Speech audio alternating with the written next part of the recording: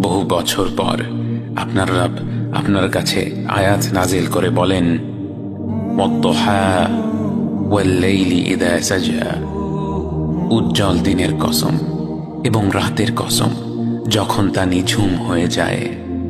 মা ওয়াদ্দা'আকা রাব্বুকা ওয়া মা ক্বালা, তোমার রব তোমাকে কখনো পরিত্যাগ করেননি এবং তোমার প্রতি অসন্তুষ্ট হননি। ওয়ালাল আখিরাতু খায়রুল লাকা মিনাল উলা, নিঃসন্দেহে তোমার জন্য পরবর্তী যুগ পূর্ববর্তী যুগের চেয়ে ভালো। ওয়ালা সাওফা ইউ'তিকা রাব্বুকা ফাতারদা, আর শীঘ্রই তোমার রব তোমাকে এত দেবেন যে তুমি খুশি হয়ে যাবে।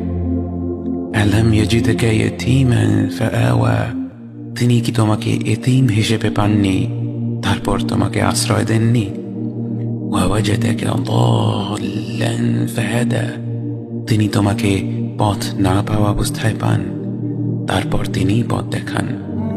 ওয়াওয়াজাদাকা আইলান ফাআগনা, তিনি তোমাকে নিঃস্ব অবস্থায় পান তারপর তোমাকে ধনী করেন।